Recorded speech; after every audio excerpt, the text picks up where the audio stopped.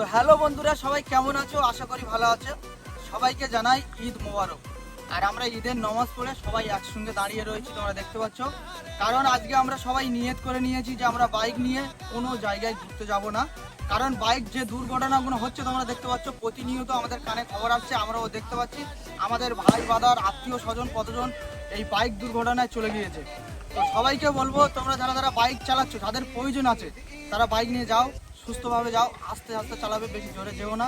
আর যাদের প্রয়োজন নেই তারা বাইক নিয়ে কেউ ঘুরতে যাও না। যেরকম আমরা আজকে সবাই টোটো ভাড়া করেছি, ঠিক আছে, ঘুরতে যাওয়ার জন্য। মানে বুঝতে পারছো, আমাদের কিন্তু সবারই গাড়ি আছে, কিন্তু আমরা টোটো ভাড়া করেছি এই কারণে যে আমরা টুকটুক করে ঘুরবো কাছাকাছি, ঠিক আছে। কারণ বাইক যে দুর্ঘটনাগুলো হচ্ছে, প্রত্যেকটা মানুষের একটা করে বাইক আছে। আর সবাই যদি আমরা রোডে বেরোই তাহলে কতটা জাম হবে তোমরা বুঝতে পারছো। আর যাদের প্রয়োজন আছে তারা কিন্তু রোডে যাচ্ছে, গিয়ে জামে পড়ে যাচ্ছে। তাই বলছি, যাদের কোনো প্রয়োজন নেই তাদের রোডে যাওয়ার কোনো দরকার নেই, ঠিক তো? ঠিক। প্রয়োজন ছাড়া কেউ ফাঁকে বেরোও না, ঠিক আছে।